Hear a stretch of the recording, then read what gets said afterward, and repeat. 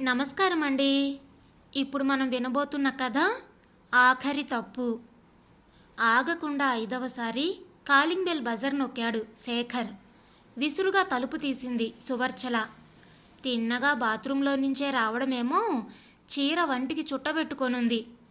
ఆచ్ఛాదన లేని భుజాల మీద, వీపు మీద ముత్యాలా మెరుస్తున్న నీటి బిందువులు. 2 నిమిషాలు ఆగలేరా? ఏ బాత్రూంలోనో ఉంటేనే కదా తలుపు తీయడం ఆలస్యం అయ్యేది. ఆ మాత్రం అర్థం చేసుకోలేరు?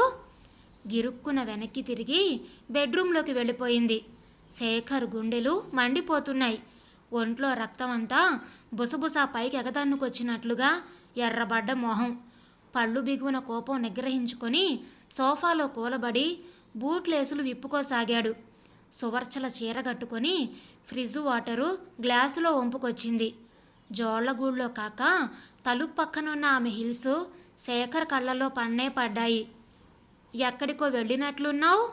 గ్లాస్ అందుకుంటూ ఆమె కళ్ళల్లోకి సూటిగా చూశాడు శేఖర్. నేనెక్కడికి వెళతాను? ప్రశ్నతోనే సమాధానం చెప్పి వెళ్ళి బెడ్రూమ్లో ఉన్న డ్రెస్సింగ్ టేబుల్ ముందు కూర్చొని జడ విప్పుకుంది సువర్చల. చాచిపెట్టి ఆమె దవడ బద్దలయ్యేలా కొట్టాలనిపించింది శేఖర్కి. ఎంత తేలిగ్గా అబద్ధం చెప్తోంది. బెడ్రూంలోకి వెళ్ళి ప్యాంట్ ఓడదీసి లుంగీ కట్టుకున్నాడు. మరి నీ చెప్పులు తలుపు పక్కనే ఉంటేను? అద్దంలో సువర్చల ఉలిక్కి పడ్డం స్పష్టంగా కనిపించింది. మా అమ్మకి రాసిన లెటరు పోస్ట్ బాక్సులో వేయడానికి సందు వరకు వెళ్ళాను. చేతిలో దువ్వెన అద్దం ముందు పడేసి అర్జెంటు పనున్న దానిలా వంటింట్లోకి వెళ్ళిపోయింది.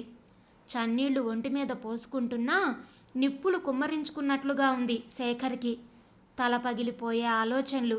స్నానం అయిందనిపించి పోర్టికోలో కుర్చీ వేసుకొని ఏదో పత్రిక చేతిలో పట్టుకొని కూర్చున్నాడు.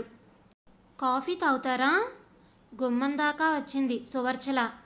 ఈరోజు కొత్తగా అడుగుతున్నావే? 2 నిమిషాల్లో కప్పులో కాఫీ తెచ్చింది. నువ్వు తెచ్చుకోలేదే? తాగాలని లేదు. లోపలికి వెళ్ళిపోయింది. కొతకొతలాడిపోయాడు శేఖర్. వేడి వేడి కాఫీ సువర్చన మొహాన కొట్టాలనిపించింది. రోజు ఈ వేళకి ఇద్దరూ పోర్టికోలో కుర్చీలు వేసుకొని కబుర్లు చెప్పుకుంటూ కాఫీ తాగుతారు. ఈరోజు తను సువర్చల కోసం 2వ కుర్చీ బయటికి తేలేదు. సువర్చల తన కోసం కాఫీ తెచ్చుకోలేదు. అయినా ఏ మొహం పెట్టుకొని తన ముందు కూర్చొని కాఫీ తాగుతుంది? తను ఏ తప్పు చేయకపోతే అలా మొహం చాటు చేసుకొని తిరగాల్సిన అవసరం ఏముంది? ఎక్కడికి వెళ్ళలేదంటూ అబద్ధం ఎందుకు? ఇది అక్షరాల నిజం. సువర్చల తప్పు చేసింది. తను ఏ పరిస్థితుల్లో అలా చేసింది? ఎందుకు చేసింది? తెలుసుకోవాలి. మాటలతో తను బయటపడదు. చాలా తెలివైంది. దొంగని దొంగతనం చేస్తున్నప్పుడే పట్టుకోవాలి. శేఖర్కి తను చూసిందంతా భ్రమ అయితే బావుండనిపిస్తోంది. ఈ యథార్థాన్ని భరించే శక్తి తన గుండెకి ఉందా? పిచ్చెక్కిపోతుందేమో అనిపించేలా నొప్పితో బద్దలైపోతుంది తల. తను చూసింది సువర్చలనే. తన కళ్ళు తనని మోసం చేయవు. 1000 మందిలో కూడా సువర్చల నడక పోల్చుకోగలడు తను. ఆమె బేరం కుదరక ఆటో వదిలేసుకున్న ఆటోవాడు కూడా చెప్పాడు. ఆమె రైల్వే స్టేషన్ దగ్గర శివాలయానికి ఆటో మాట్లాడిందని. ఇంతకన్నా నిదర్శనం ఏం కావాలి? శేఖర్ మనసంతా చేదుగా ఉంది. మధ్యాహ్నం చూసిన మలయాళం సినిమాలోని పసందైన దృశ్యాలేవి అతని కళ్ళకి కనిపించడం లేదు. ఆ రోజు శనివారం. 2 గంటల కల్లా బ్యాంక్ అయిపోయింది. గాయత్రిలో ఘాటైన మలయాళం సినిమా ఆడుతుంది అన్న వార్త తెలిసి ఆగలేకపోయాడు. అటువంటి సినిమాలంటే సువర్చలకి మంట. చూపించే వాళ్ళకి సిగ్గు లేకపోతే చూసేవాళ్ళకైనా ఉండాలి అంటుంది. రోడ్డు మీద అటువంటి వాల్ పోస్టర్స్ కనిపిస్తేనే.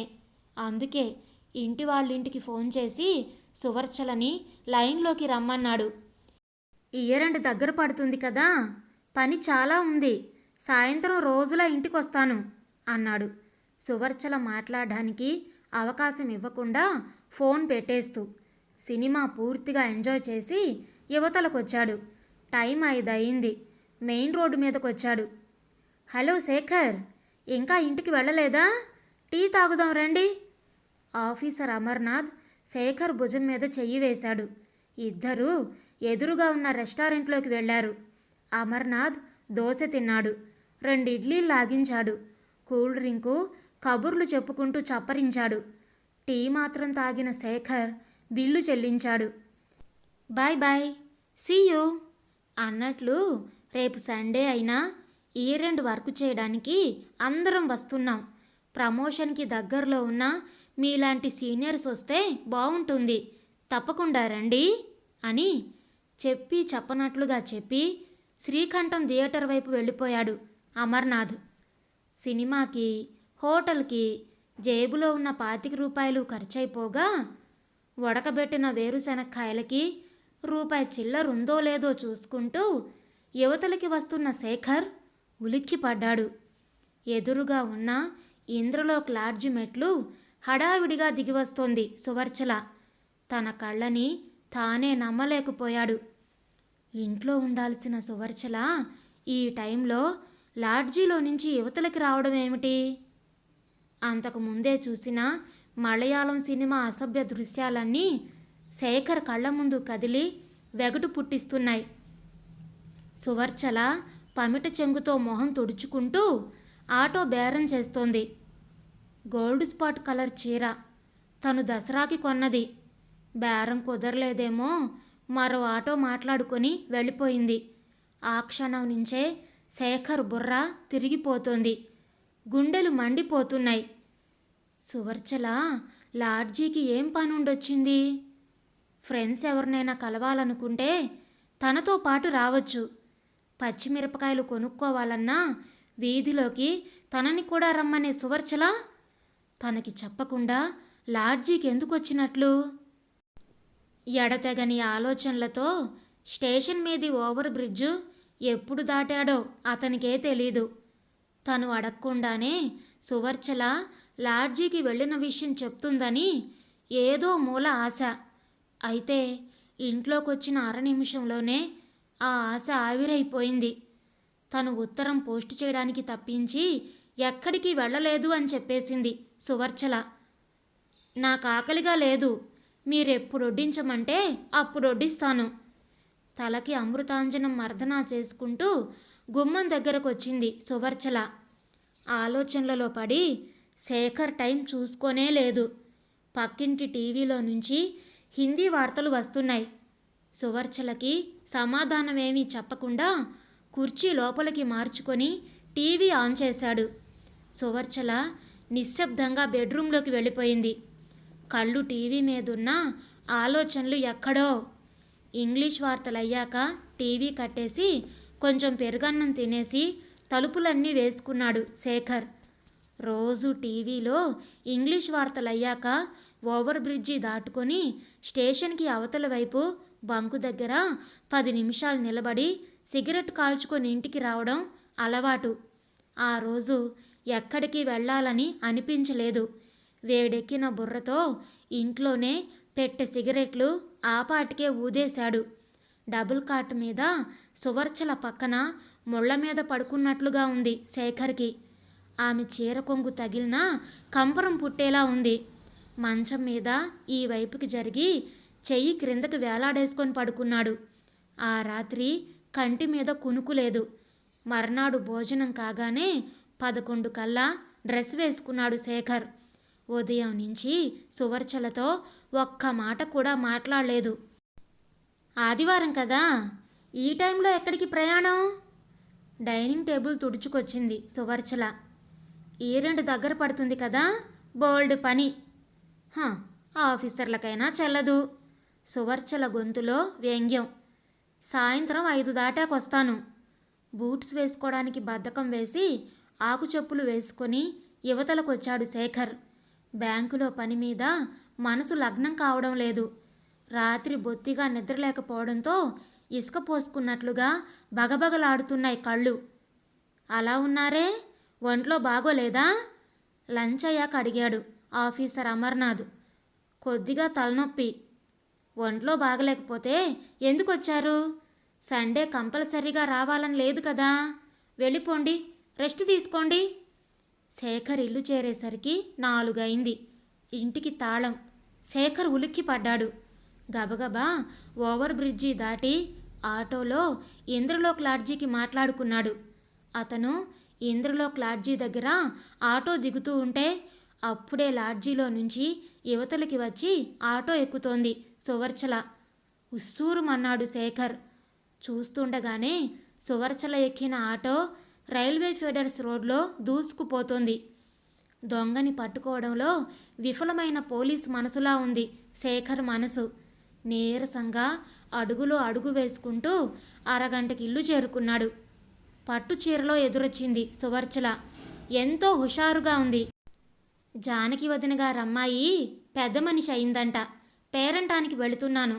ఓ గంటలో వచ్చేస్తాను. కాఫీ ఫ్లాస్క్లో పోసుంచాను. జవాబు చెప్పేలోగా యువతలకి వచ్చిన ఇంటావిడితో గలగలా కబుర్లు చెప్తూ వెళ్ళిపోయింది సువర్చల. నడి రోడ్డు మీద సువర్చల జుట్టు పట్టుకొని కొట్టాలన్నంత కోపంగా ఉంది శేఖర్కి. తమ తప్పేం లేకపోయినా విధివశాత్తు భర్తని పోగొట్టుకున్న అభాగినులు ఇటువంటి పేరంటాలకి అనర్హులు. భర్త చాటున నీచాతి నీచమైన తప్పులు చేసేవాళ్ళు పట్టుచీర కట్టుకొని తల నిండా పూలు చేతి నిండా గాజులతో ఉంటే ముత్తైదువా అంటూ కాళ్ళు కళ్ళకద్దుకొని అక్షింతులు వేయించుకుంటారు పిచ్చి జనం. విరక్తిగా నవ్వుకున్నాడు శేఖర్. వీధి తలుపు వేసుకొని స్నానానికి వెళ్ళాడు. షవర్ కింద 10 నిమిషాల పాటు తలుంచాక కొద్దిగా తలనొప్పి తగ్గింది. బీరువాలో నుంచి ఇస్త్రీ లుంగి తీసుకుంటూ ఉంటే సువర్చల చీరల మీద గ్రే కలర్ హ్యాండ్ బ్యాగ్ కనిపించింది. తను హైదరాబాద్కి ట్రైనింగ్కి వెళ్ళినప్పుడు కొన్నది. సువర్చల లాడ్జీ నుంచి యువతలికి వస్తున్నప్పుడు ఆమె భుజానికి ఆ బ్యాగు వేలాడుతోంది. ఆ బ్యాగు జిప్పులాగి చూశాడు శేఖర్. లోపల ఏవో చీరల తాలూకు బిల్లులు, 4-5 10 రూపాయల నోట్లు, కొద్దిగా చిల్లరతో పాటు ఏదో కవరు మీద తన పేరుంది. తనకి లెటర్ ఏదో వచ్చినట్లు సువర్చల చెప్పనే లేదు. ఆతురతగా కవర్లో నుంచి గులాబీ రంగు కాగితం బయటికి తీశాడు. ముత్యాలు పొందికగా సర్దినట్లున్న దస్తూరి. కింద సంతకం చూశాడు. శ్రీలత. ఉద్వేగం పట్టలేక గబగబా ఉత్తరం చదవడం ఆరంభించాడు. శేఖర్ డియర్, నేను గుర్తున్నానా? నిన్ను చూసి అప్పుడే 4 ఏళ్ళయిందంటే నమ్మాలనిపించడం లేదు. అసలు నిన్ను చూడకుండా ఇన్నేళ్ళు ఎలా ఉండగలిగానో నాకే అర్థం కావడం లేదు. శేఖర్, నిజంగా ఆ లవ్లీ కాలేజ్ డేస్ మర్చిపోలేం కదూ. ఇన్నేళ్ళు జరిగిందంతా స్వప్నంగా మారి మళ్ళీ మనము కాలేజీ స్టూడెంట్స్గా మారి కలుసుకోగలిగితే ఎంత బాగుంటుందో అన్న మధురమైన ఊహ. శేఖర్, ఆ రోజు నీకు గుర్తుందా? ఎప్పట్లా నాకు అకౌంటెన్సీ చెప్పడానికి మా ఇంటికి వచ్చావు. అయితే మధ్యాహ్నమే మా తాతగారి ఆరోగ్యం బాగలేదని టెలిగ్రామ్ వచ్చి మా ఊరు వెళ్ళిపోయారు అమ్మా నాన్న. నువ్వు వచ్చినందుకు సంతోషం. ఒంటరిగా నీతో గడపాలంటే సిగ్గు భయం. నువ్వు మాత్రం ఎంతో హుషారుగా ధైర్యం చెప్పావు. మరువలేని మరుపురాని మొదటి ముద్దును ప్రసాదించావు. ఎంతో అనుభవజ్ఞుల్లా స్వర్గసుఖాలు చవి చూపించావు. మానసికంగా ఏనాడో నీ దాన్నైన నేను ఆ రోజు శారీరకంగా కూడా నీ దాన్ని అయిపోయాను. శేఖర్, నువ్వు ఉద్యోగం రాగానే మంచి కట్నం ఇచ్చిన అమ్మాయిని పెళ్లి చేసుకున్నావని తెలియగానే నిజంగా చచ్చిపోవాలనిపించింది. నాకు నెల్లాళ్ల పాటు తిండి తిప్పలు లేకుండా శవంలా తయారయ్యాను. 6 నెలలకు కానీ మామూలు మనిషిని కాలేకపోయాను. నాకు పెళ్లి చేసుకోవాలని అనిపించలేదు. ఆ బెంగతోనే నాన్న పోయాడు. అనంతపురం వెళ్ళిన కొత్తలో ఇంటి అడ్రస్ ఇస్తూ లెటర్ రాశావు. పెళ్ళయ్యాక పూర్తిగా మానేశావు. నీకు ఇష్టం లేని పని నేను చేయలేనని నీకు తెలుసు. అందుకే నేను మానుకున్నాను. మా తమ్ముణ్ణి ఇంజనీరింగ్ కాలేజీలో చేర్పించడానికి అనుకోకుండా అనంతపురం వచ్చాను. నీ కోసం 2 రోజులు ఇంద్రలోక్ లాడ్జిలో ఉంటున్నాను. నీ నుంచి నేనేమీ హక్కులు కోరను. నిన్ను మరో ఇల్లు నా కోసం ఏర్పాటు చేయమని కోరను. అమ్మని పోషించుకోవడానికి, తమ్ముణ్ణి చదివించుకోవడానికి నాన్న పుణ్యాన దొరికిన క్లర్క్ ఉద్యోగం ఉంది. నీ నుంచి కోరేది సుఖం. జీవితంలో నీతో ఒకే ఒకసారి పంచుకున్న ఆ సుఖం మరోసారి రుచి చూపించవు? ఇలా బరి తెగించి రాస్తున్నానని నా మీద అసహ్యపడవుగా? నీ మీద ప్రమాణం చేసి చెప్తున్నాను. 4 ఏళ్ల క్రితం నన్ను నేను నీకర్పించుకున్న తర్వాత ఈరోజు వరకు నిప్పులా ఉన్నాను. కాకతాళీయంగా ఇక్కడికొచ్చాను కనుక నిన్ను కలవాలనుకుంటున్నాయి నా మనసు, వయసు. నన్ను నమ్ము. ఈ శరీరాన్ని నీకు తప్ప మరెవరికీ అర్పించుకోలేను ఈ జన్మకి. శ్రీలత. శేఖర్ ఉత్తరం ముగించేసరికి కాలింగ్ బెల్ మోగింది. కవర్ చప్పున ఆ బ్యాగులోకి తోసేసి బీరువా తలుపు మూసి వెళ్ళి వీధి తలుపు తీశాడు. సువర్చల పేరంటం నుంచి తిరిగొచ్చింది. వస్తూనే వీధి తలుపు మూసి శేఖర్ మొహం మీద ముద్దుల వర్షం కురిపించింది. ఏమిటిది అసహ్యంగా? ఛీ, వదులు! భార్యని విదిలించి కొట్టాడు శేఖర్. సువర్చల చిన్నబుచ్చుకోలేదు, బాధపడలేదు. ప్రేమగా శేఖర్ ముఖాన్ని తన గుండెలకి అదుముకుంది. నిజంగా మా వారు బంగారు కొండ. నాకు తెలుసు మీరు నా ఒక్కరి వారేనని. అయినా ఏమోలో అనుమానం. 2 రోజులుగా నరకం అనుభవిస్తున్నాను. నాకేం అర్థం కావడం లేదు. తన భుజం చుట్టూ ఉన్న ఆమె చేతులు తోసేస్తూ అన్నాడు శేఖర్. లోపలికెళ్ళి పర్సులో నుంచి శ్రీలత రాసిన ఉత్తరం తీసుకొచ్చింది సువర్చల. అప్పుడే ఆ ఉత్తరం చదువుతున్నట్లుగా మొహంలో భావాలు కనబడకుండా జాగ్రత్త పడుతూ మరోసారి ఆ ఉత్తరం చదివాడు శేఖర్. తను చేసిన తప్పుకి సాక్ష్యం ఆ లేఖ. అయినా సువర్చల తనని ఇంకా ఇంతగా ఎలా ప్రేమించగలుగుతోంది? సాక్ష్యం లేకపోయినా తప్పు చేసిందన్న అనుమానం కలగ్గానే ఆమె పీకనులిమేయాలన్నంత ఆవేశం వచ్చింది తనకి. ఆ ఉత్తరం పట్టుకొని నిన్న ఆ లాడ్జికి వెళ్ళాను. ఆవిడెక్కడికో బయటికి వెళ్ళిందంట. రూమ్కి తాళం ఉంది. మళ్ళీ మీరొచ్చే వేళవుతుందని ఇంటికొచ్చేశాను. శేఖర్ జుట్టు సవరిస్తోంది సువర్చల. శేఖర్ నిశ్శబ్దంగా వింటున్నాడు. మళ్ళీ ఈరోజు మధ్యాహ్నం 3ంటికి వెళ్ళాను. ఆ అమ్మాయే తలుపు తీసింది. పెళ్ళైన పరాయి మొగుళ్ళకి ఇటువంటి ఉత్తరాలు రాయొచ్చా అని గుమ్మంలో నిలబడే అడిగాను. తను లోపలికొచ్చి కూర్చోమంది. సిగ్గనేదే లేని నువ్వు అసలు ఆడదానివేనా అని మొహం మీదే అడిగాను కుర్చీలో కూర్చుంటూ. మిమ్మల్ని మీరు కంట్రోల్ చేసుకోండి అందావిడ మంచినీళ్ళ గ్లాస్ అందిస్తూ. ఏ భార్య అయినా భర్త పరాయి ఆడదానికి సర్వసంపదలు అమర్చినా బాధపడినంతగా ఆ సుఖం అందిస్తే బాధపడుతుందని పెళ్ళి పెటాకులు లేని నీలాంటి బరితెగించిన ఆడదానికి ఏం తెలుస్తుంది అన్నాను మంచినీళ్లు తాగాక. ఆవిడ చాలా ఓపిగ్గా నా తిట్లన్నీ భరించింది. నవ్వింది సువర్చల. శేఖర్కి చెమటలు పోస్తున్నాయి. తను ఇన్నేళ్లుగా తనలోనే దాచుకున్న తప్పు భార్యకు తెలిసిపోయింది. తనకి తెలుసు భర్త చేసిన అటువంటి తప్పుని ఏ భార్య క్షమించదు. కానీ విచిత్రంగా సువర్చల హాయిగా నవ్వేస్తూ ప్రేమగా తనని దగ్గరికి తీసుకుంటుంది.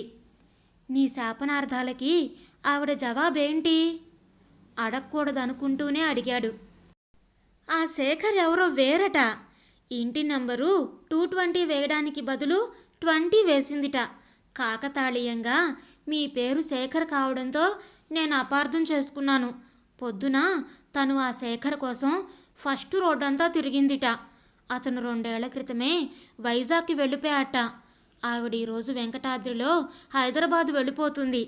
గట్టిగా శేఖర్ పెదవులు చుంబించింది సువర్చల. గుండెల మీద నుంచి పెద్ద బరువు దించినట్లుగా. తప్పుని ఇంతగా అసహించుకునే భార్య తప్పు చేసి ఉంటుందని అనుమానించిన తన సంకుచిత స్వభావానికి సిగ్గుపడ్డాడు శేఖర్. మిమ్మల్ని అనుమానించినందుకు సారీ అండి. పదండి భోంచేద్దాం. శేఖర్ చెయ్యి పట్టుకొని లేపింది సువర్చల. ఇంగ్లీష్ వార్తలు కాగానే అలవాటుగా యువతలకొచ్చాడు శేఖర్. ఓవర్ బ్రిడ్జి దాటి ఆ వైపుకి వెళ్ళలేదు. ఈ వైపునున్న మీటర్ గేజ్ ప్లాట్ఫారం మీదకి నడిచాడు. వెంకటాద్రి రాబోతున్నట్లుగా అనౌన్స్మెంట్ జరుగుతోంది. శేఖర్ కళ్ళు శ్రీలత కోసం వెతుకుతున్నాయి. ఓవర్ బ్రిడ్జి క్రింద చీకట్లో చేతిలో సూట్ కేసుతో శేఖర్ని చూడగానే ఎవరో పరాయి మనిషిని చూసినట్లుగా చూపు మరల్చుకుంది శ్రీలత. ఎలా ఉన్నావు శ్రీలత? ముందు తనే పలకరించాడు శేఖర్. నువ్వెందుకు వచ్చావు? పెళ్ళైపోయాక ఇలా పెళ్ళాళ్ళకి తెలియకుండా పరాయి ఆడవాళ్ళని కలుసుకోవడానికి రావడం సిగ్గుగా లేదు? శేఖర్ తలదించుకున్నాడు. నీకు థ్యాంక్స్ చెప్దామని. ఎందుకు? మా శ్రీమతితో ఆ శేఖర్ ఈ శేఖర్ కాడని అబద్ధం చెప్పినందుకు. అబద్ధం చెప్పినంత మాత్రాన చేసిన తప్పు ఒప్పైపోదుగా. అందుకే ప్రత్యేకంగా నీకో సంగతి చెప్పాలని వచ్చాను. తెలిసి తెలియని వయసులో ఏదో జరిగిపోయింది. ఇంకెప్పుడు ఇటువంటి తప్పు చెయ్యకు. నాకు ఉత్తరాలు రాయొద్దు. మా సంసారం ప్రశాంతంగా సాగని. చేతులు రెండు జోడించాడు. శ్రీలత కంట్లో నలకపడినట్లుగా కొంగుతో కళ్ళు తుడుచుకుంది.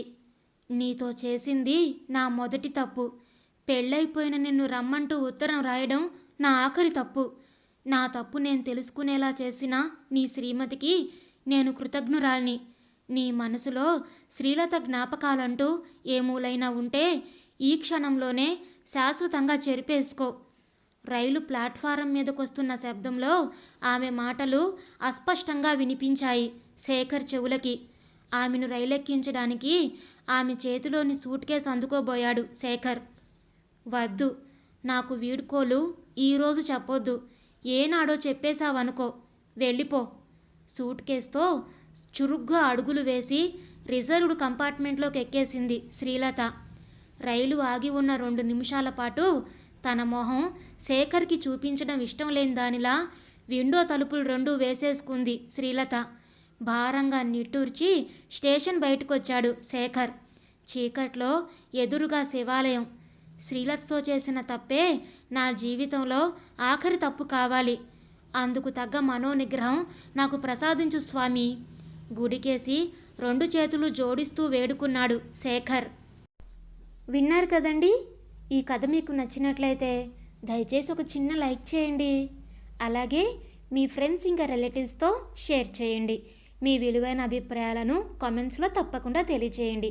ఇలాంటి మరెన్నో మంచి మంచి కథలు వినడానికి మన ఛానల్ని తప్పకుండా సబ్స్క్రైబ్ చేసుకోండి. మరొక మంచి కథతో మళ్ళీ కలుద్దాం.